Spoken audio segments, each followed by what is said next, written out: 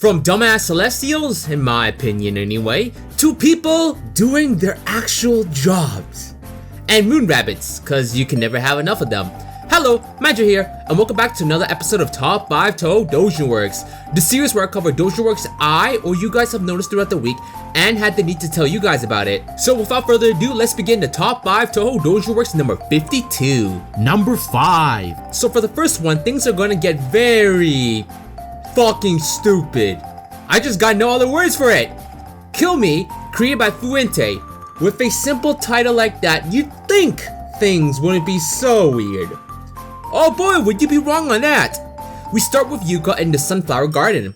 As she's strolling out, a voice is talking to her. She turns around and sees whose it is.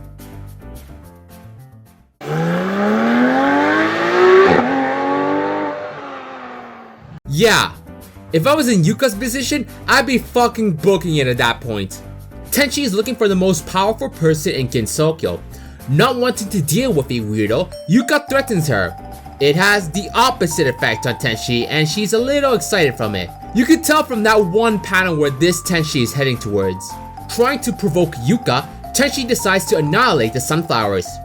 Tenchi at this point is trolling and Yuka is just furious, rightfully so.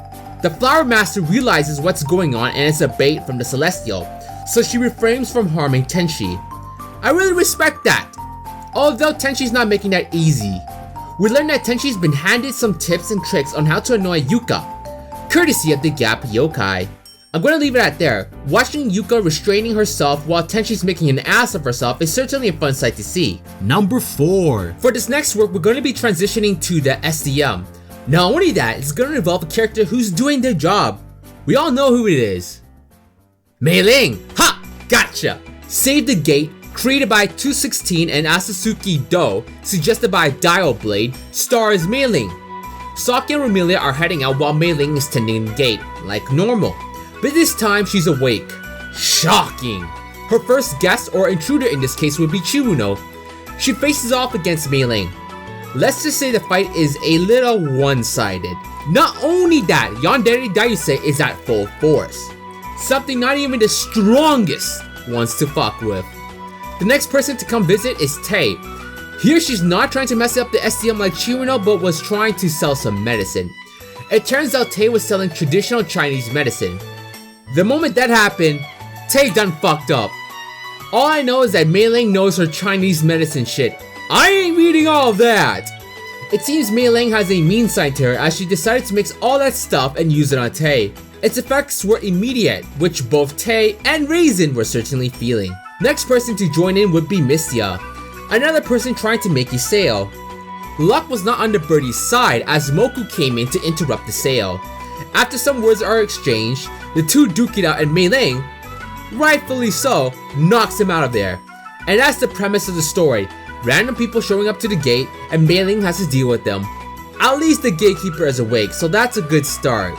Number 3. This next work will take us to the deepest reaches below. Hell.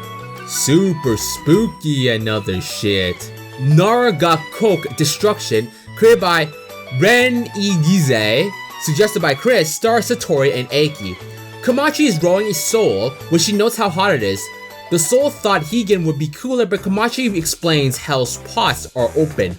When the lid is open, things get stuffier there. She returns to Eiki to report her job results. Eiki then gives Komachi a gift. She was super excited until Eiki explained she wanted that gift to be given to the palace of the Earth Spirit. Komachi suggests Eiki to join in as well. Eiki tries to dodge it with an excuse, but Komachi calls her out on it, and they're both headed to the palace. Orin greets them and the two are taken to Satori's area. Komachi and Orin head out while Eiki and Satori discuss with one another. Once they're alone, Satori recalls the past about Hell, how the underground city was split from Hell. Plus, both sides were happy with the arrangement since the yokai would gain freedom.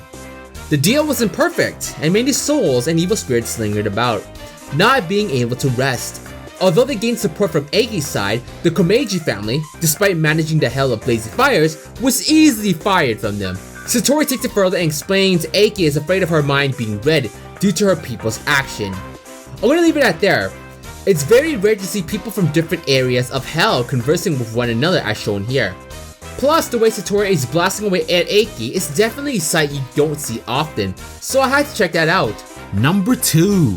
For the next work, we're gonna take it way back it seems. Dangerous Pair, Restless Super Gardener, created by Sayakata Team Mansion, stars Yomu, Reimu, and shockingly Mima. This work was released on July 11, 2005 if I'm correct, so I can see why Mima was featured. It starts off with Yomu being at the Hakko Shrine. Reimu's curious as to why she's here alone. Here we can see the reason why. I would not recommend doing that. Yomu decides to eat Reimu's food, and then kicks Mima in the face. This girl can get busy.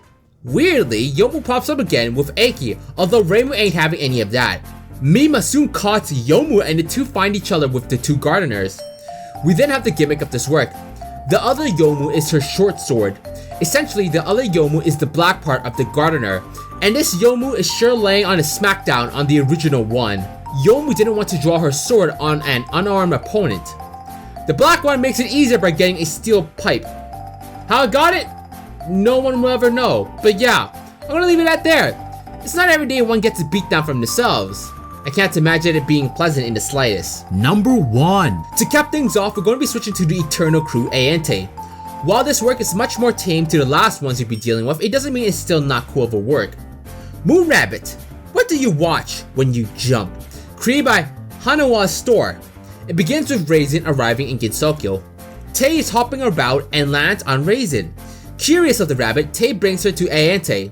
It's there that Aaron is the only one to notice Raisin's different ears, realizing where her origins are. Aaron relays this back to Kaguya and the princess isn't worried at all. Aaron picks up that something has gone astray in the moon. It's then Raisin spills the whole bean, how Raisin abandoned her comrades in battle and ran away. Raisin is lamenting on the fact she survives and felt it would have been better if she died. Aaron makes it easier for said rabbit and decides to grant Raisin's wish by firing an arrow at her.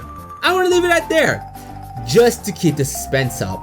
This work has a lot more comedic stuff to it, but I skipped it to focus on the main plot. I really dig the whole idea of further exploring Raisin's origins of meeting with the Aente crew. I'm a sucker for these kind of works. People can be very creative with these. But yeah, hopefully you guys enjoyed the video.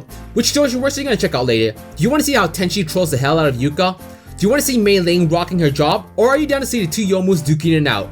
If you guys enjoyed the episode, please give it a like and subscribe, or else Black Yomu will whack you. And I'm confident steel pipes are not pleasant. Either way, this is Magi, and thanks again for watching.